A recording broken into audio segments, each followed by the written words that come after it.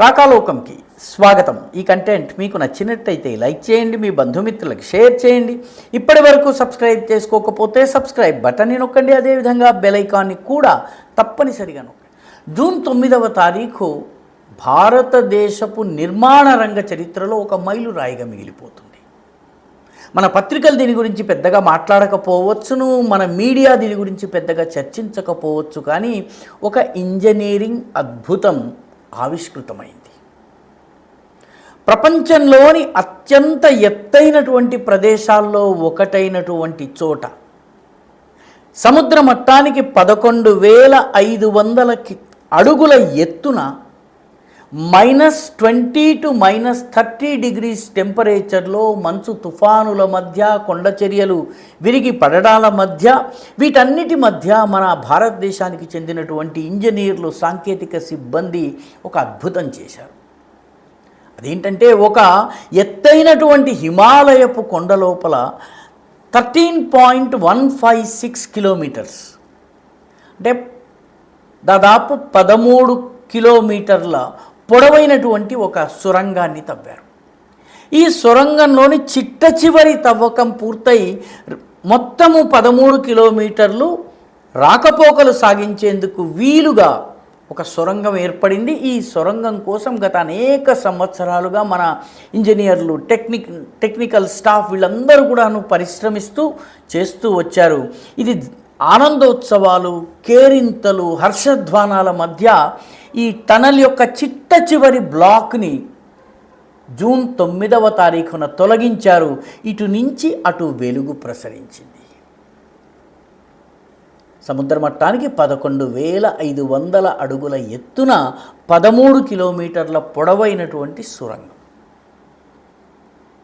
ఇదేదో ఆషామాషిగా ఏదో రికార్డులు సాధించడం కోసం చేసినటువంటి ప్రయత్నం కాదు. దీని వెనుక అనేక ముఖ్యమైనటువంటి అంశాలున్నాయి. దేశ భద్రత ఉంది, ప్రజల మధ్య రాకపోకల సంబంధాలు, communication improvement, road surface transport improvement కోసము, అదేవిధంగా టూరిజం డెవలప్మెంట్ కోసము, అన్ని రకాల వాతావరణాల్లో కూడాను ఎటువంటి ఇబ్బంది లేకుండా ప్రజల రాకపోకలు జరిగేందుకు వీలుగా ఈ టనల్ని నిర్మాణం చేయటం జరిగింది.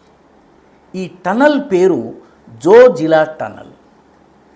ఈ జోజిలా అనేది వాస్తవానికి చాలా ఎత్తైనటువంటి కొండల మాలిక.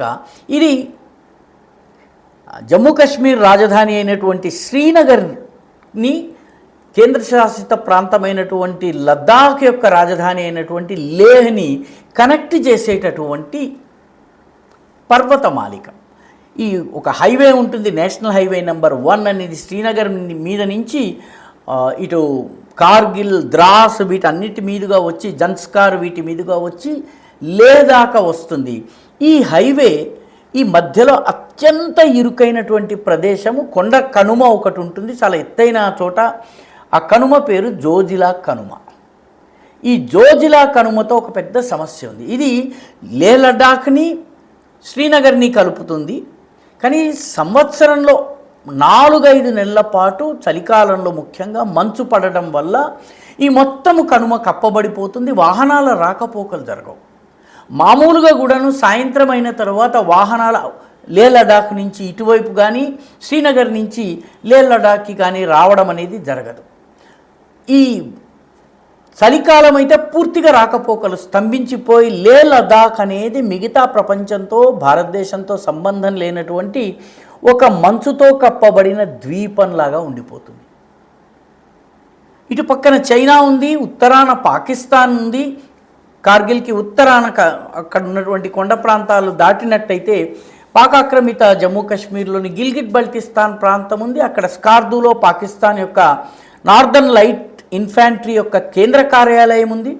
కాబట్టి ఈ హైవేని మూసివేయవచ్చు, భారతదేశం మీద దాడి అటు పాకిస్తాన్ చేయవచ్చు, ఇటు చైనా చేయవచ్చును. కాబట్టి 6 నెలల కోసం, ఈ చలికాలం పీరియడ్ 3-4 నెలల పీరియడ్ కోసము 6 నెలలకు సరిపడా కిరసన ఆయిల్ నుంచి, పెట్రోల్ నుంచి, ఆహార దినుసుల దగ్గర నుంచి, మందుల దగ్గర నుంచి అన్నిటినీ స్టోర్ చేసి పెట్టుకుంటారు. దీన్ని వింటర్ ప్లాన్ అంటారు. లే లద్దాఖ్లో ఉన్నటువంటి ఆర్మీకి కానీ, ప్రభుత్వ అధికారులకు కానీ, ప్రజా సదుపాయాల కోసం కానీ 4-5 నెలలకి సరిపడా వస్తువులు స్టోర్ చేసి పెట్టుకుంటారు. దీని పేరే వింటర్ ప్లాన్. కాబట్టి 6 నెలలు అటునుంచి ఇటు వాహనం రాదు, ఇటు నుంచి వాహనం అటుపోదు. ఆ పరిస్థితిని మెరుగుపరిచేందుకు 365 డేస్ 365 రోజులు ప్రతిరోజు ప్రజల రాకపోకలు సాగాలన్నట్టయితే ఈ జోజిలా కొండలు, మంచు పడేటటువంటి జోజిలా కొండలు ఏవైతే ఉన్నాయో ఈ కొండల్లో ఒక సొరంగ మార్గాన్ని నిర్మాణం చేయాలి. అలా చేసినట్టయితే ఈ మంచు కప్పబడి ఉండేటటువంటి ప్రదేశాల్లో అన్ని సమయాల్లో కూడా రాకపోకలు చేయడానికి వీలవుతుంది. కాబట్టి మోదీ ప్రభుత్వం ఈ జోజిలా టన్నల్ నిర్మాణం కోసము పని ప్రారంభించింది. హయ్యెస్ట్ ఆల్టిట్యూడ్లో ఇంత ఎత్తు మీద ఎంత పొడవైనటువంటి మరొక టన్నల్ లేదు. ఆ రకంగా ఇది చాలా పెద్ద టన్నల్. ఇది శ్రీనగర్కి సంబంధించినటువంటి సోనామార్గ్ దగ్గర ఉన్నటువంటి బాల్తల్, అమర్నాథ్కి వెళ్ళే దారి కూడా బాల్తల్ మీదుగా వెళ్తుంది. ఈ బాల్తల్ నుంచి మొదలుపెట్టి ఇటు వైపు ఉన్నటువంటి మీనామార్గ్, ద్రాస్ సెక్టర్లో ఉన్నటువంటి మీనామార్గ్, అంటే ద్రాస్ సెక్టర్లో ప్రవేశించిన తర్వాత జన్స్కార్, నుబ్రా, అదేవిధంగా లేహ్ లడాఖ్కి వెళ్ళటానికి వీలుంటుంది. కాబట్టి ఈ రెండింటినీ కనెక్ట్ చేసేటటువంటి టన్నల్, దీని ద్వారా రాకపోకలు సుగమమవుతాయి, టూరిజం పెరుగుతుంది. అన్ని పీరియడ్స్ ఆఫ్ ది ఇయర్, సంవత్సరం పొడవుతా రాకపోకలు సాధ్యమవుతాయి. ఏదైనా ఎమర్జెన్సీ వచ్చినా కూడాను రాకపోకలు వీలుంటాయి. ముఖ్యంగా కార్గిల్ యుద్ధం జరిగింది ఈ జోజిలా టన్నల్ని మూసివేయటం కోసం, కార్గిల్ పట్టణాన్ని కట్ ఆఫ్ చేయడం కోసమే కార్గిల్ యుద్ధం జరిగింది. కాబట్టి అది కూడా ఇంకా భవిష్యత్తులో జరగడానికి వీలు లేకుండా ఈ మొత్తం దీన్ని నిర్మాణం చేయటం జరిగింది. దీంతో పాటు మొత్తం చిన్న చితక ఇతర టన్నల్స్ ఇవన్నీ కలిపి ఇది ఒక 30.9 కిలోమీటర్ల పొడవైనటువంటి ప్రాజెక్ట్. దీనిలో నీల్గ్రార్లో 2 టన్నల్స్ నిర్మాణం చేయటం జరిగింది. ఒకటి 457 మీటర్ల పొడవు, ఒకటి 1953 మీటర్ల పొడవు.